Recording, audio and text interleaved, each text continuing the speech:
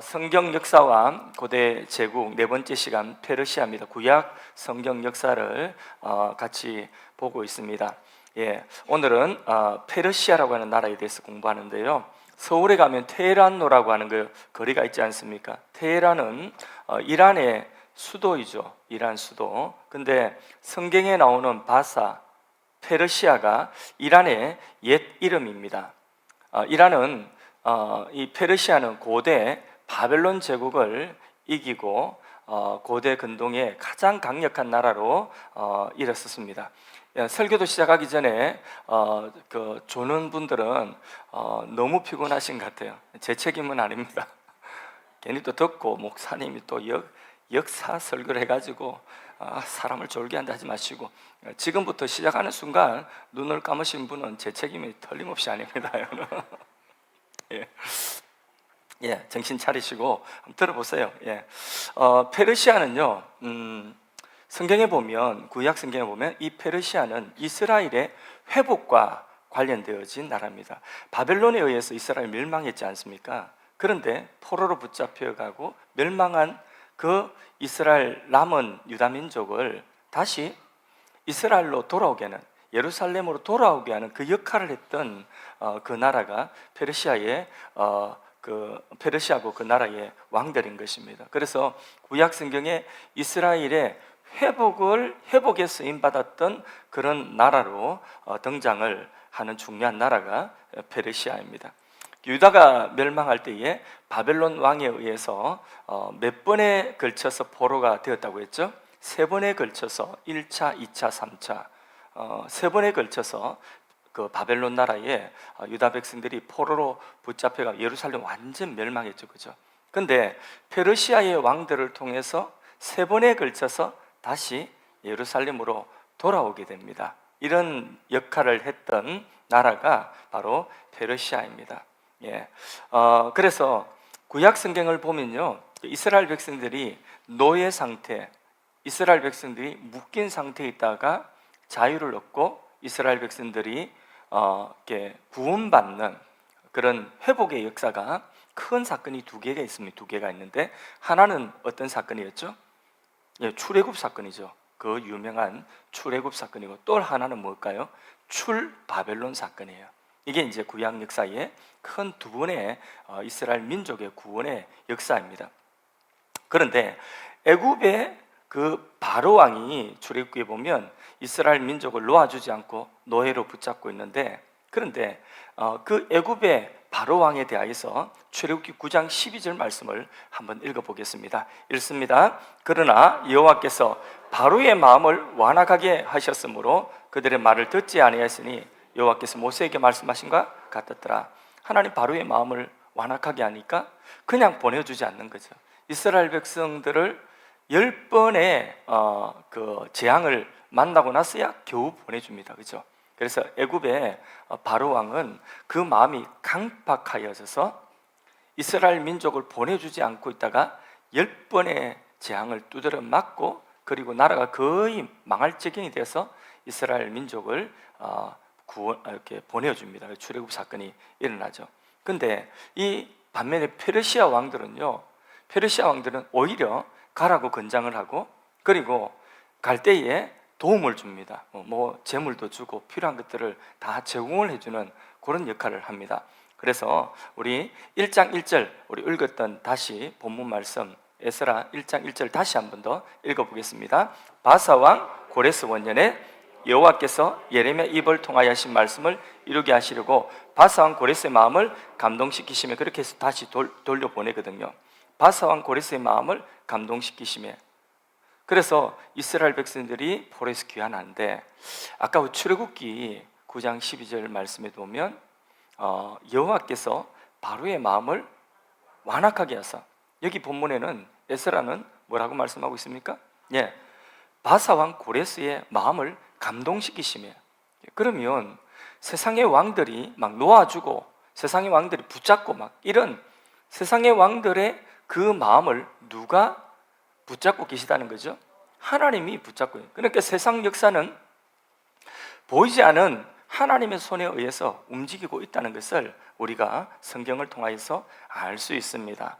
그래서 마음을 강팍하게, 세상 왕들의 마음을 강팍하게 하는 것도 하나님이 하시는 그 역사고, 그 역사 이면에 하나님의 또 구원의 역사가 또 그 뒤에 있는 것이고, 또 세상 왕들이 선한 마음을 가지는 것도 하나님께서 그런 마음을 또 주시는 것이고, 그 일을 통하여서 또 선한 일들이 일어나는 것도 하나님이 행하신 일이라는 거죠.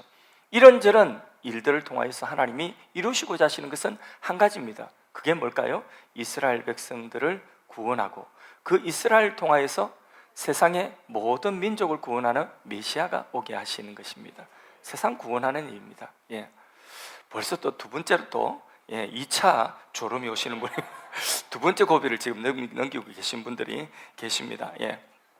자, 그러면 이제 우리가 이제 페르시아 이 왕들과 구약 성경이 어떻게 연결되어져 있는지 성경 속에 있는 사건들을 하나씩 보도록 하겠습니다. 먼저 고레스라고 하는 페르시아의 왕, 이 왕이 이스라엘 유다 민족을 바벨론에서 이제 돌아가라, 그래서 자기 고향으로 예루살렘으로 돌아가라, 이렇게 1차 포로 귀환하는 그런 왕이 바로 고레스 왕입니다. 자, 우리 지도를 한번 보겠습니다. 고대 근동에 저기 보면 메대라고 하는 나라가 있고 또 바사라고 하는 나라가 있죠. 그 메대와 바사라고 하는 저 나라 중심, 지금 이제 바사가 어디냐면 이란 지역입니다. 이란 지역인데, 고대에 메디아라고 하는 왕국이 굉장히 큰 힘이 센 나라였어요. 그게 메대거든요. 이 메디아라고 하는 나라가 고대 근동의 여러 나라들을 사실상 이제 지배하고 힘이 셌는데, 그런데 어느 순간 이 바사라고 하는 나라가 힘을 얻어서 메대를 그리고 그 주위에 있는 나라들을 다 통합을 해가지고 하나의 이름, 페르시아라고 하는 이름으로, 나라의 이름, 성경에는 바사라고 하는 이름, 그렇게 페르시아라고 하는 나라 이름으로 통합을 시킵니다. 그 강력하게 일어난 그 왕이 이름이 바로 성경의 고레스라고 하는 왕입니다. 고레스. 세계 역사에 있는, 세계사에는 키루스 2세라고 나오는데 성경에는 고레스라고 하는 이름으로 나옵니다. 자, 이 고레스라고 하는 왕이 일어나서, 다시 그 지도 한번 더 봅시다. 얼마나 넓은 땅을 차지했느냐면, 저기 색깔이 있는 부분 있죠. 밑으로 애굽이면 아프리카 일부까지, 그 다음에 동쪽에는 인도까지, 그 다음에 서쪽에는 어디까지 갔죠? 아시아를 건너서 터키 넘어가지고 어디까지 갔죠? 마게도냐 일부, 유럽의 일부까지, 지금 우리 성경에 빌립보라고 하는 유럽의 일부까지 그렇게 세력을 확장하게 되었습니다.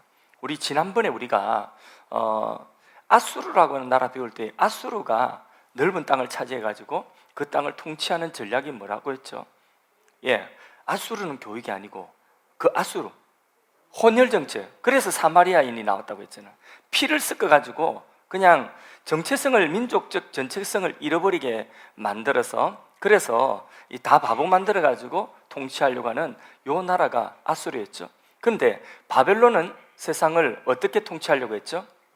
그렇죠. 교육, 머리를 좀 쓴 거죠. 그죠? 이념 교육, 사상 교육을 각 식민지 나라에서 데리고 온 귀족의 자녀들, 왕족 자녀들을 인질로 볼모로 삼고 잘 먹이고 잘 입히고 최고의 교육, 바벨론식 교육을 해서 바벨론 사상을 주입시켜서, 그래서 세상을 통치하려고 했죠. 그런데 다니엘과 같은, 하나님의 말씀이 분명하게 어릴 때부터 딱 자리 잡고 있는 다니엘과 같은 이런 사람, 세상에 아무리 바벨론 교육을 해도 사실 넘어가지 아니하고 다니엘이 이기지 않습니까? 그런 교훈을 우리가 받았습니다. 그래서 이 바벨론도 이제 멸망했어요. 근데 이 페르시아의 제국을 세운 고레스는 어떤 정책을 펼쳤냐면요, 바벨론에 쓰던 정책보다도 이제는 관용과 덕의 정책을 펼치고 있었어요. 그래서 붙잡혀온 바벨론의 포로 붙잡혀온 사람들 있잖아요. 그 사람들을 다시 원하면 자기 민족, 자기 고향에게 돌아갈 수 있는 그런 정책을 서면서 관용과 그런 어떤 덕의 정치를 펼치려고 했던 사람이 고레스입니다. 그래서 이스라엘 민족도 그렇게 원하는 사람들은 돌아갈 수 있도록, 고향으로 돌아갈 수 있도록 그렇게 했습니다. 고레스의 칙령이 기록된 원통을 하나 보겠습니다. 이게 이제 유적지에 나오는데 거기 보면 저 원통에 기록된 말 저 보이죠, 그죠? 뭐라고 기록된지 보이죠? 보면 내가 세계의 왕이 되었는데, 그런데 세계를 다스리는 왕이 되었는데, 내가 강 저편에 있는 신성한 나라, 그게 바로 예루살렘이거든요. 유다거든요. 신성한 나라의 백성들을 그곳에 보내서 성전을 짓도록 내가 도왔다. 그게 이제 세상 역사, 이게 유적의 고레스의 원통이라고 해가지고 저게 굉장히 그 세계적인 보물입니다. 거기에 나와 있는 저 글씨, 그 글씨에 그런 내용이 있습니다. 그런데 그 고레스 칙령이라고 하는데, 고레스 칙령이 내려서 이스라엘 민족을 보냈죠. 그런데 예레미야 성경에 보면 이미 고레스가 태어나기도 전에 하나님께서는 고레스라고 하는 인물을 예언을 하셨어요.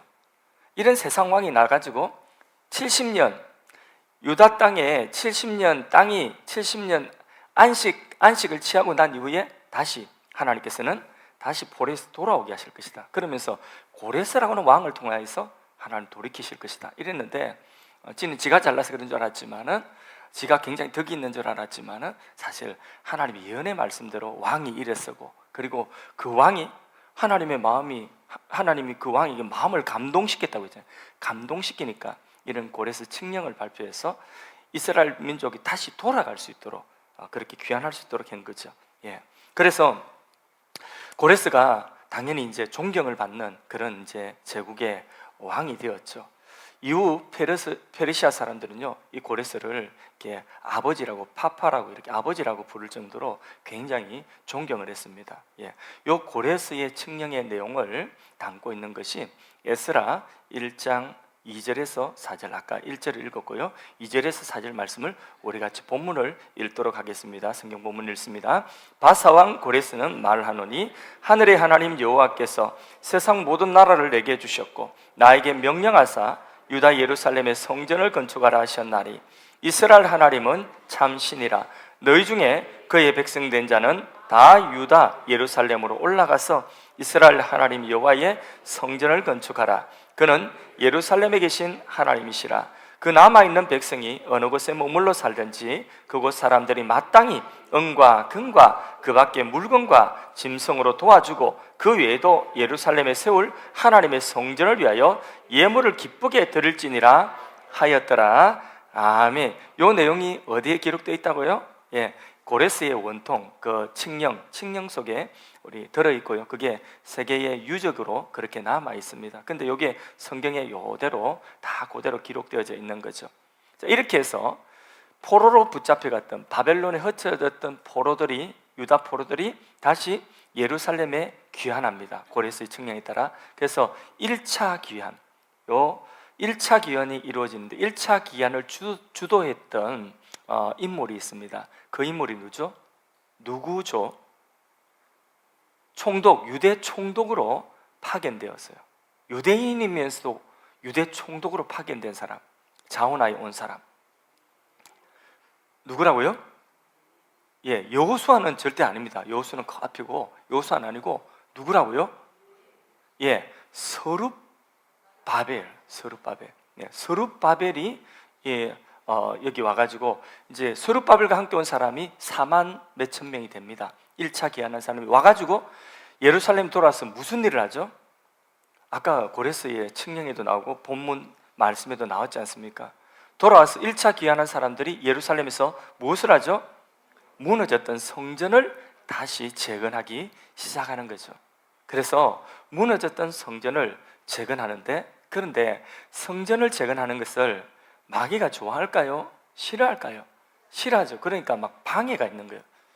그 참에 아쉽게도 고레스가 또 죽습니다. 그래서 이 방해하는 사람들 그 방해 때문에 성전 건축이 중단되어집니다. 자, 이렇게 해서 고레스는 1차 포로로 돌아가게 하고, 페르시아의 정책을 결정하는 그런 유대 하나님 백성들에게 중요한 그런 예루살렘으로 돌아갈 수 있는 길을 열어준 사람이 바로 고레스다 하는 것이고요. 그 다음에 이제 두 번째 성경에 등장하는요, 페르시아의 왕이 있습니다. 그 왕의 이름이 다리오입니다. 다리오. 다리오라고 하는 왕이 성경에 다리오라는 이름으로 나옵니다. 이 다리오라고 하는 왕이 이제 예루살렘 성전을, 중단됐던 성전을 다시 재건할 수 있도록 돕는 일을 합니다. 다리오가 원래는 왕족이 아니었는데 고레스의 신하였는데 왕이 되거든요. 근데 그 왕이 되는 과정도 사실 재밌는데, 이거는 성경 밖의 이야기라서 길게 이야기하면 예배 시간에 또 너무 시간이 길어질 것 같아서 생략하고, 어쨌든 다리오가 왕이 됐는데, 다리오가 스룹바벨과 아주 왕 되기 전부터 굉장히 친한 사람이었습니다. 그가 왕이 되고 난 이후에 초대왕 고레스의 그 칙령을 나중에 발견하고 예루살렘 성전을 재건하는 일을 명령을 다시 내립니다. 그래서 성전 재건에 다시 필요한 모든 것들을 페르시아의 왕실에서 다 감당하겠다, 이렇게 말합니다. 자, 우리 성경 말씀 에스라 넘어가 가지고 6장 1절에서 4절 말씀, 다리오 왕과 관련되어진 내용입니다. 자, 에스라 6장 1절에서 4절 같이 읽습니다. 이에 다리오 왕이 조서를 내려 문서 창고 곧 바벨론에 보물을 쌓아둔 보물 정각에서 조사하게 하여 메데도 앙메다 궁에서 한 두루마리를 찾았으니 거기 기록하였으되 고레스 왕 원년에 조서를 내려 이르기를 예루살렘에 있는 하나님 성전에 대하여 이르노니 이 성전 곧 제사 드리는 처소를 건축하되 지대를 견고히 쌓고 그 성전의 높이는 60규빗으로 너비도 60규빗으로 하고 큰 돌 3켜에 새 한 나무 한 켜를 놓으라. 그 경비는 다 왕실에서 내리라. 이렇게 왕실에서 다 경비를 제공하고 중단되었던 성전이 다시 재건되어져서 완공되어집니다. 이것을 제2성전이란 말입니다. 그래서 그 성전의 이름을 총독 스룹바벨의 이름을 붙여서 스룹바벨 성전이다, 이렇게 말하죠. 예. 그럼 참고로 여러분 얼마나 잘 알고 있는지 한번 질문하게. 제1성전은 뭐죠? 솔로몬 성전이죠. 그러면 제3성전은? 제2성전은 스룹바벨, 제3성전은 헤롯 성전이죠. 헤롯 성전. 예수님 당시에 헤롯 성전. 근데 이 성전 다 무너지죠. 진짜 성전의 주인은 예수 그리스도이죠, 그죠? 예.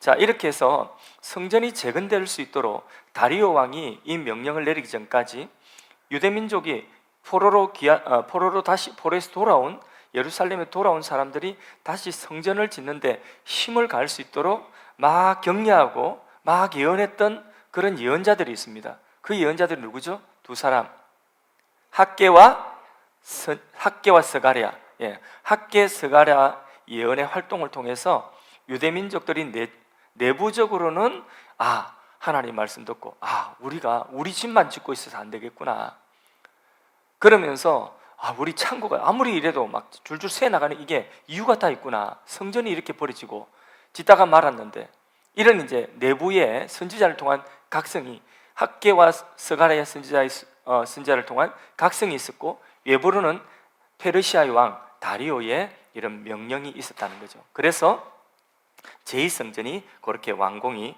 되어지게 됩니다.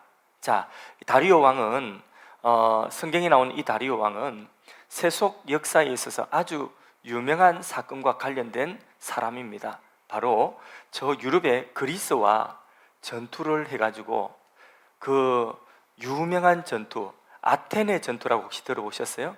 올림픽과 관련되어진 마라톤 전투. 그 아테네에 아테네와 전쟁을 해가지고 마라톤 전쟁을 하죠. 그래서 마라톤 전투에서 이제 다리오가 이 아테네 사람들하고 그리스 사람하고 붙어가지고 누가 이기죠? 그리스가 이기잖아요. 그래서 그 기쁜 소식을 전하기 위해서 그리스 병사가 그 전령이 막 뛰어가가지고 외치고 죽었다. 그게 거리가 42.195km. 그래 마라톤 거기서 생기는 거죠. 그 유명한 그 마라톤 전투의 그 상대가 누구냐면 바로 스룹바벨 성전을 짓도록 한 이 다리오 왕이라고 하는 거죠. 세속 역사에. 자, 그 이제 다리오 왕이 죽고요. 그의 아들 아하수에로라고 하는 사람이 페르시아의 왕이 됩니다. 아하수에로는 누구와 관련되어 있죠? 성경에 에스더, 에스더 왕비와 관련되어 있죠. 아하수에로가 왕이 되고 자신의 힘을 가시하기 위해서요, 페르시아의 모든 이 지방관들과 이 총리들을 총독들을 다 부릅니다. 그래서 180일 동안에 궁궐에서 잔치를 벌입니다.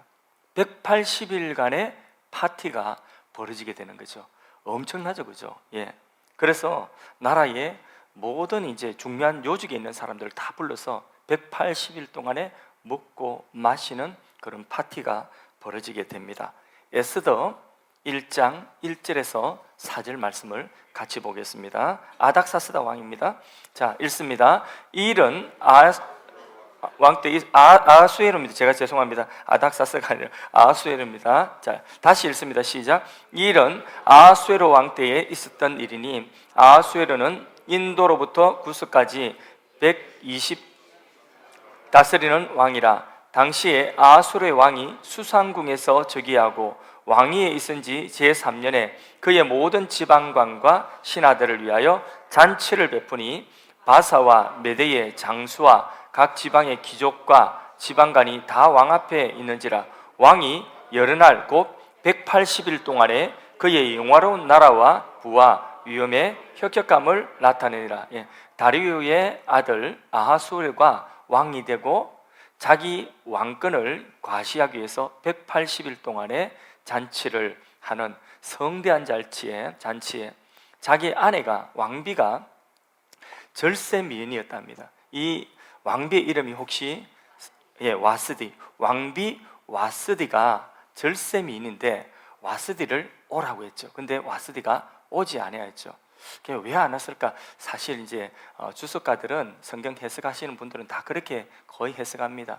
그 왕비의 몸매를 그러니까 나체를 보여주기 위해서 그렇게 불렀다는 거죠. 그러니까 당연히 이제 자존심 상하고 하니까 안 간 거죠. 그 바람에 폐위가 되고, 그리고 그 과정에 누가 왕비가 되느냐면 바로 유대의 포로로 붙잡혀왔던 이 에스더가 왕비가 되어지게 되는 거죠. 그래서 세속 역사에는 이 아하수에로 왕의 이름이 뭐라고 되어 있냐면 크세르크세스라고 되어 있습니다. 그럼 우리는 성경에 있는 그 이름대로 아하수에로 왕으로 이렇게 받아들이면 되겠습니다. 이 에스더가 왕비가 되고 난 이후에 어떤 일이 일어나죠? 이 아말렉 족속의 하만이라고 하는 사람이 유대 민족을 하루아침에 다 살육하고 빼앗는 건 뭐라고 합니까? 탈취할 수 있는 그런 조서를 이 아하수르 왕에게 받게 되죠, 그죠? 그 과정은 여러분 다 아시니까 생략합니다. 그래서 하루아침에 유대민족이 그 제국 안에 있는 유대민족이 다 죽게 되었습니다. 이스라엘 민족이 다 말살되게 된 거죠. 근데 그 남은 자들 중에서 누가 나오셔야 되죠? 그리스도가 나와야 되거든요. 그런데 유대민족을 다 말살하는 이 일을 아말렉 족속 하만이 그렇게 해서 날을 잡았어요. 12월 13일 하루 동안에 유대민족은 누구든지 유대인들은 다 죽일 수 있는 그런 조서가 바로 아하수에로 왕의 조서로 도장 찍어가지고 그렇게 허락을 했어요. 그러니까 그 날에 다 죽게 되었어요. 그런데 우리 알다시피 에스더가 그때 바로 왕비가 되어가지고 그 아하수르 왕 앞에 죽으면 죽으리라고 나가지 않습니까? 그래서 완전히 상황이 역전되어지죠. 12월 13일에 유대 민족을 다 죽이기로 돼 있는 바로 이 날에, 그 날을 어떻게 해서 뽑았죠? 제비 뽑아가지고 부르 제비 뽑아가지고 그 날에 유대 민족 죽이러 간 그 날에 바로 이 에스더가 왕 앞에 들어가 죽으면 죽으리라 하고 금식하고 들어감으로 말미암아 그렇게 해서 역전이 돼가지고 오히려 바로 12월 13일 그날과 그 다음 날 14일 이틀 동안에 오히려 유대민족을 죽이려 했던 이 아말렉 족속을 다 전멸할 수 있는 그런 조서를 또 받아내는 거죠. 그 역전에 일어났죠. 그래서 그 유대민들은요 지금도 그 날을 기념해서 12월 13일, 14일을 부림절이라고 제비 뽑았다고 해서 부림절이라고 해가지고 지금도 유대인들은요 이 날을 굉장히 중요한 날로 그렇게 지키고 있습니다. 거기 관련된 왕이 누구라고요? 다리오 왕의 아들인 아수에로라고 하는 왕입니다. 이 사람의 영토는 동쪽으로는 인도, 또 남쪽으로는 아프리카 저기 애국까지 다 점령을 했어요. 그리고 소아시아 지역 다 점령하고요. 그리고 이제 마게도냐, 아버지 다리오가 마라톤 전쟁에서 실패했지 않습니까? 그러니까 아버지의 그 실패했던 그 그리스 정벌, 유럽 정벌을 하기 위해서 이렇게 사람을 모으는 거죠. 근데 이 페르시아는요 군대가 보통 군대가 아닙니다. 페르시아는 한번 움직였다 하면 몇십만 명 되는 군대가 움직이고요. 그 당시에 가장 넓은 제국이었고 많은 인구 2천만 명이 넘는 그런 인구가 있었던 그런 제국이었습니다. 그래서 그리스 정벌을 나가는데 그 에스더의 남편이 그리스 정벌을 하기 위하여 나가는데 70만 대군이 나갔다는 거죠. 70만 대군이 유럽의 마게도냐에 이제 정벌하기 위해서, 유럽을 정벌하기 위해서 가는데, 근데 70만의 인구가, 그 군대가 얼마나 숫자가 많은지 한 번 지나가면요 한 마을의 우물이 다 말랐답니다. 그리고 70만이라는 숫자를 헤아릴 수가 없어가지고 10,000명이 들어가가지고 큰 원을 그어 놓으면요 그 10,000명 안에 사람이 들어가면, 그러면 거기 10,000명 들어갔다 해가지고 그렇게 70만을 계수하고 각 민족에서 군인들을 차출했기 때문에 이 명령이 제대로 언어가 달라서 전달되지 않을 정도로, 이 정도로 70만이라는 엄청난 대군을 이끌고 이제 그리스 정벌을 하러 나가는 거죠. 누가요? 에스더의 남편이 나가는 것입니다. 아하수에로 왕이 나가는 것입니다.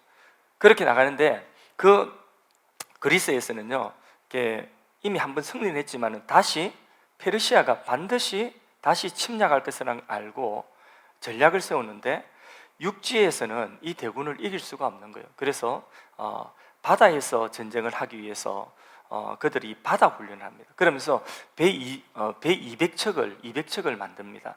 그래서 그 배 200척 가지고 이 페르시아 군대가 일단은 유럽으로 넘어오기 위해서는 배를 타고 넘어야 되거든요.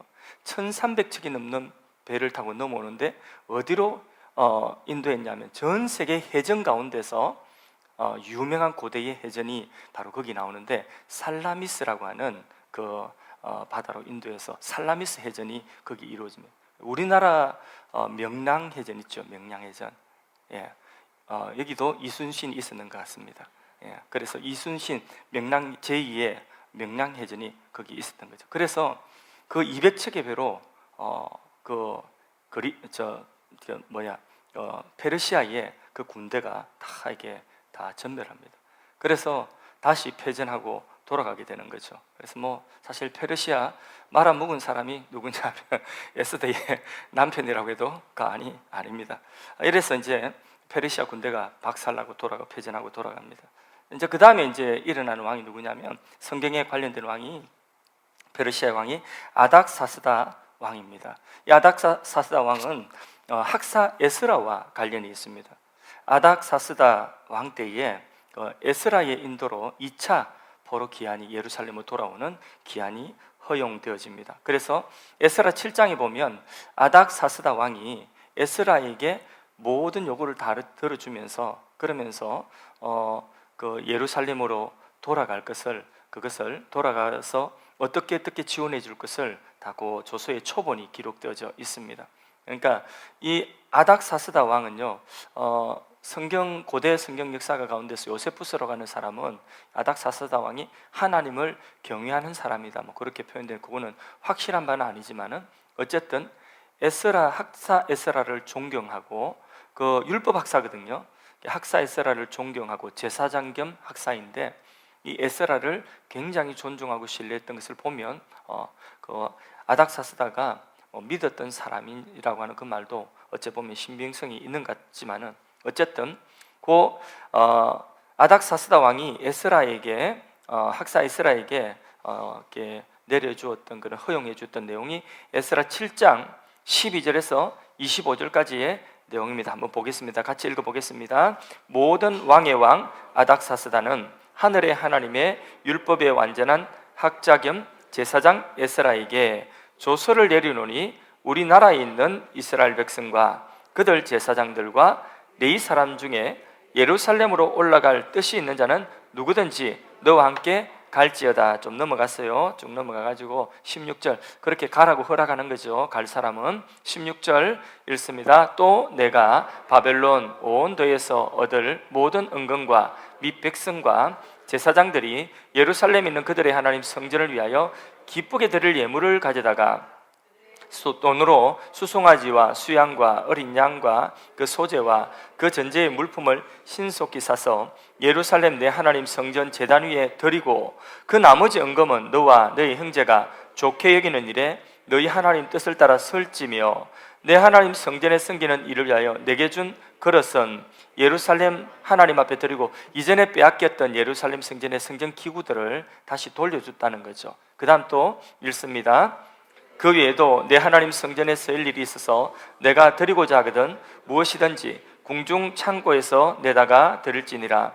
나 곧 아닥사스다 왕이 유브라데강 건너편 모든 창고 지기에게 조서를 내려 이르기를 하늘의 하나님 율법 학자 겸 제사장 에스라가 물은 너희에게 구하는 것을 신속히 시행하되 은은 100달란트까지 밀은 100고로까지 포도주는 100바까지 기름도 100바까지 하고 소금은 정량 없이 하라. 또 좀 넘어가가지고 25절부터 읽습니다. 에스라여 너는 내 손에 있는 내 하나님의 지혜를 따라 내 하나님 율법을 아는 자를 법관과 재판관을 삼아 강 건너편 모든 백성을 재판하게 하고 그중 알지 못하는 자는 너희가 가르치라. 가서 가르치고 하나님 경배하고 거기 필요한 것 다 대주고 그 다음에 심지어는 뭐 주죠? 법관과 재판권까지, 그러니까 재판권까지 에스라에게 다 넘겨줍니다. 얼마나 에스라를 신뢰했는지 알겠죠? 아닥사스다 왕이 이렇게 학사 에스라를 신뢰를 했습니다. 에스라의 그 권한으로 이제는 성전에 필요한 모든 것들을 재물을 궁중 창고에서 다 마음껏 가져다가 하나님 섬길 수 있도록 그렇게 해주었습니다. 이 에스라가 예루살렘에 돌아와서 한 일이 무엇일까요? 일단 성전은 지었죠. 성전은 지었고 에스라가 2차 돌아왔습니다. 2차 사람들 데려왔습니다. 이 사람들 데려와서 한 일이 무엇입니까? 회개운동, 하나님 말씀 운동을 했죠. 눈에 보이는 성전이 다시 재건되어졌다면 이제는 보이지 않는 신앙의 성전이 될 수 있는 율법, 하나님의 말씀으로 회개하고 그리고 포로로 귀환한 사람들의 마음에 부흥운동을 일으킨 거죠. 그래서 하나님 말씀으로 부흥운동이 일어나게 한 그분이 바로 에스라. 에스라가 이렇게 돌아와서 포로에서 돌아온 그 남은 자들의 심령 속에 부흥운동을 일으킬 수 있도록 도운 세속왕이 누구냐? 아닥사스다 왕이라는 것입니다. 이 아닥사스다 왕은 굉장히 좋은 왕인 것 같습니다. 그래서 또 누구를 도울까요? 에스라 말고 느헤미야를 돕습니다. 느헤미야를. 그래서 3차 포로 귀환할 수 있도록 도와주고 느헤미야가 총독으로 올 수 있도록 도와주어서 그래서 느헤미야를 통하여서 성벽이 다시 재건되어지도록 예루살렘이 무너진 성벽터가 다시 재건되어지도록 하는 그 일에 도움을 준 사람이 아닥사스다 왕입니다. 근데 이 느헤미야는 아닥사스다 왕의 어떤 사람이었죠? 술 맡은 관원장. 이것은 그냥 셰프라고 하는 뜻이 아니라 비서실장이라고 하는 뜻이에요.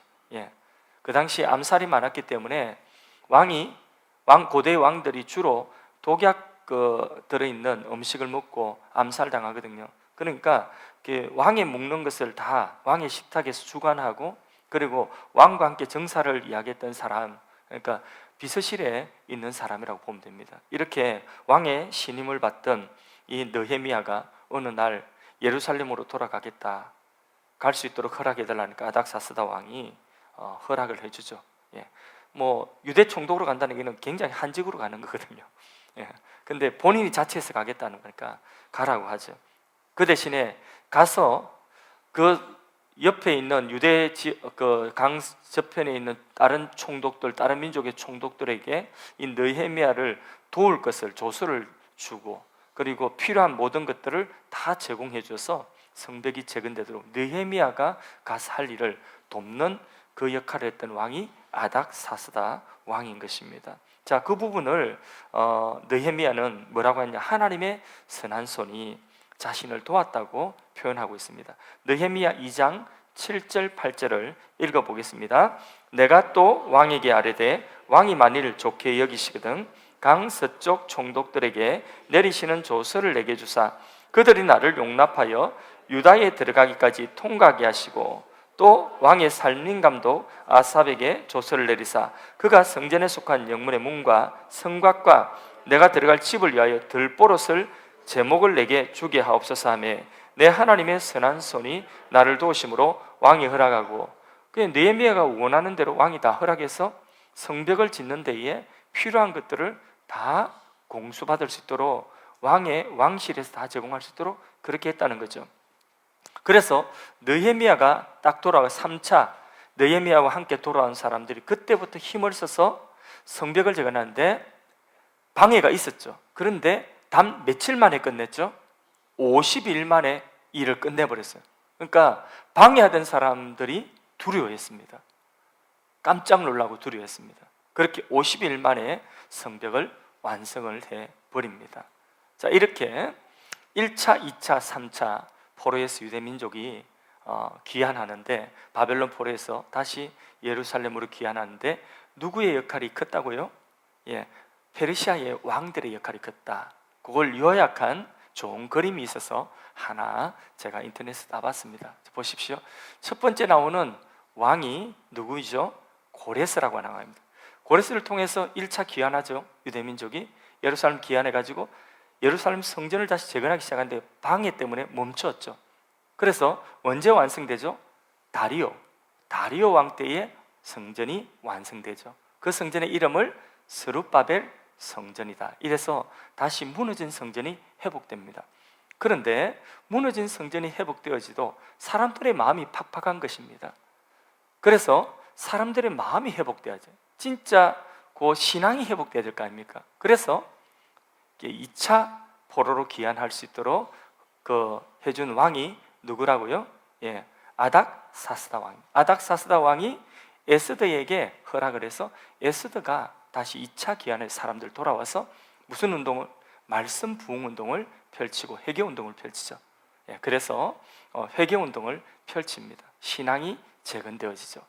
그리고 마지막으로 아닥사스다 왕이 또 느헤미야를 허락해 주서 보내어서 느헤미야가 가서 뭘 이제는 쌓게 되죠? 예루살렘 성전 주위에 성벽을 쌓아서 예루살렘 성벽을 쌓아서 다시 예루살렘 성을 재건하는 일을 하게 됩니다.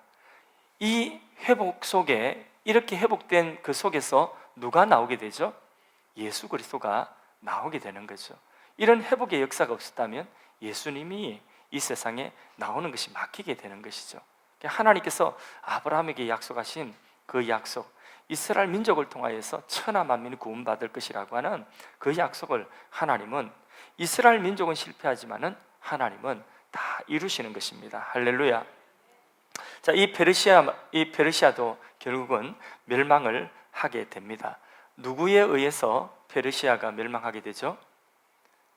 누구에 의해서? 마게도냐의 왕 알렉산더에 의해서 페르시아 멸망하고, 페르시아가 가지고 있던 그 넓은 땅을 저 이집트까지, 아프리카까지, 인도까지, 그럼 누구 땅이 되는 거죠? 마게도냐의 알렉산더의 땅이 되는 거죠. 마게도냐를 이제 뭐라고 하냐면 그리스라고 합니다. 그리스. 성경에는 뭐라고 나오죠? 헬라라고 합니다. 헬라의 이제 세상 역사의 주도권이 넘어가게 되는 것입니다. 자, 여기까지 우리가 페르시아에 대한 부분을 우리 성경과 관련돼서 보았습니다. 근데 이 페르시아의 흥망과 관련되어진 교훈이 있을 것 아니겠습니까? 우리가 그 교훈을 받아야 돼요. 페르시아가 세계를 지배하고 세계를 통치하려고 했던 키워드는 뭐냐면 숫자입니다. 그래서 페르시아는 한번 움직일 때마다 군대가 해외 원정 갈 때 60만, 70만, 근 100만이 다 돼가는 이런 군대를 이끌고 다녔습니다.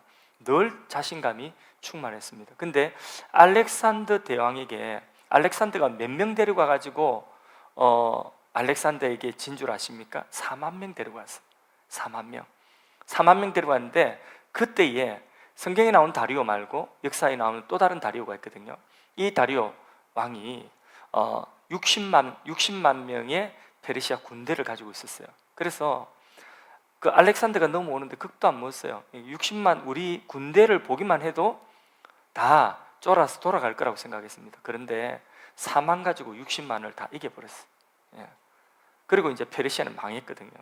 그러니까 숫자하고 상관없이 하나님 망하게 하실 때 망하게 되는 것이고, 하나님 일으키면 일으키는 거예요. 그래서 전쟁은 하나님께 있고 나라와 민족의 안녕이 어디에 있느냐, 경제적인 수치나 아니면 사람의 인구나 군대의 많고 적음에 있는 것이 아니라 하나님의 보호와 하나님의 경륜 속에 있다는 것을 우리는 알아야 됩니다. 사람들은 경제의 수치 이런 건 너무 의존하죠, 그죠? 예. 그래서 뭐 통장에 얼마 있는가, 또 뭐 얼마나 많은 집을 가지고 있고 땅을 가지고 있는가, 이 경제의 수치를 가지고 자랑하고, 나라도 나라의 경제력을 가지고 그 나라를 국력을 자랑하고, 또 나라의 군대의 숫자 이런 것 가지고 나라가 안녕이 거기에 있다고 생각하지만은, 그러나 그런 수치에 있는 것이 아닙니다. 하나님이 나라를 세우시기도 하시고 나라를 폐하기도 하신다는 것입니다. 왕들을 세우시기도 하시고 왕들을 폐하기도 하신다는 것입니다.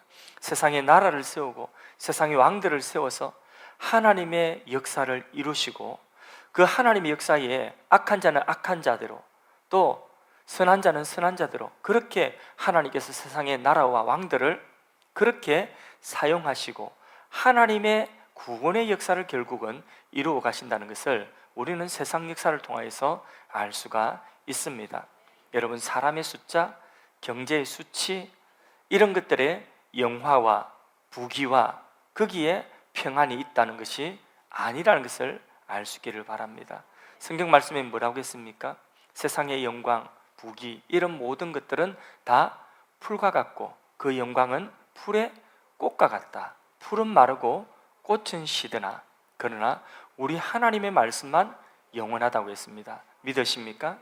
예, 한 사람의 인생도 그렇습니다. 한 사람의 인생이 무엇을 자랑하고 무엇을 가지고 자기 힘으로 삼든지 그 자랑하는 영광도 금세 시들어 버린다는 것을 알아야 됩니다. 오직 하나님의 말씀만이 영원합니다.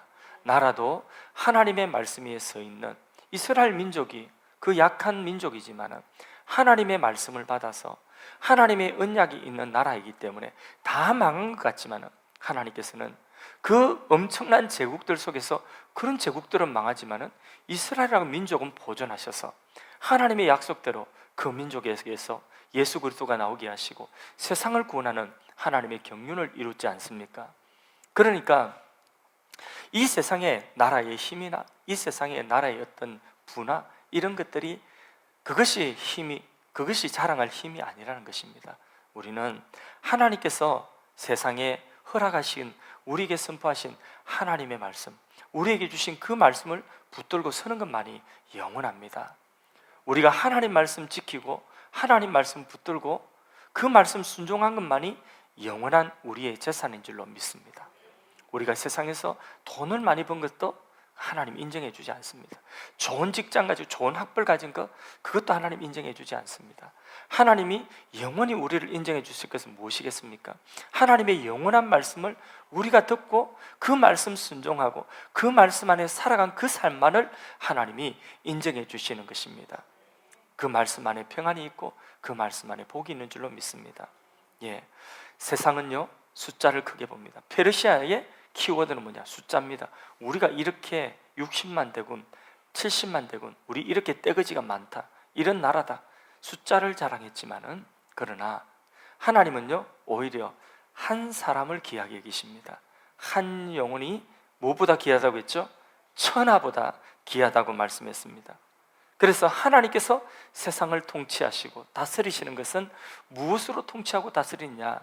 하나님의 말씀을 받아가진 한 사람을 통하여서, 하나님의 말씀 앞에 자신의 인생을 거는 한 사람을 통하여서 하나님은 세상 경영을, 하나님의 구원의 경영을 이루어 가시는 줄 믿으시기를 바랍니다. 그래서 예수님께서 이 세상에 계시다가 남겨놓은 것은 무엇입니까?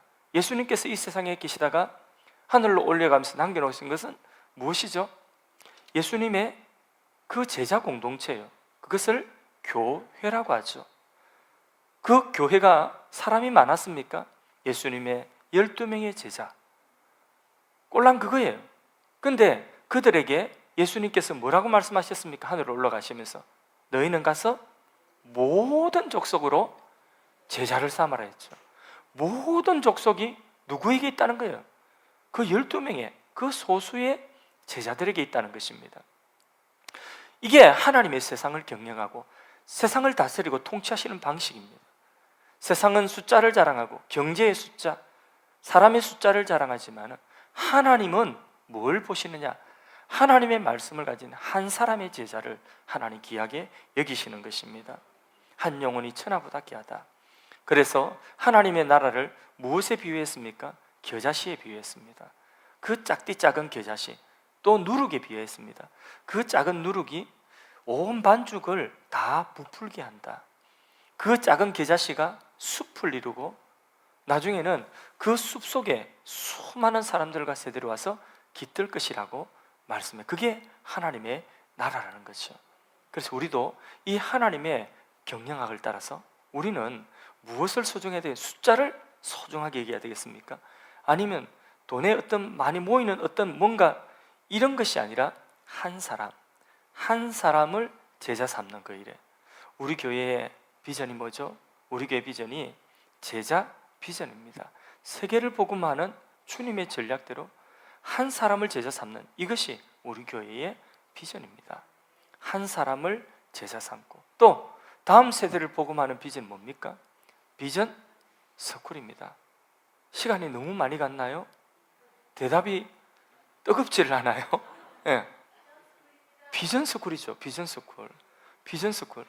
그 어린 영혼 한 영혼을 하나님 말씀으로 세워놓는 일, 성인 한 사람을 제자로 세우는 일, 이것이 바로 무엇이냐면 그 한 사람 속에 하나님 나라가 있다는 거죠. 하나님의 경영은 바로 하나님의 말씀으로 무장되어진 그 한 사람을 통하여 하나님은 다스리십니다. 우리가 이 비전을 가지고 한 사람 한 사람 믿음으로 세워나가는 교회가 되기를 간절히 소원합니다. 바로 여러분들이 그 일에 헌신하고 수고하시는 여러분들이 너무나 귀한 분들입니다. 우리 찬양하겠습니다.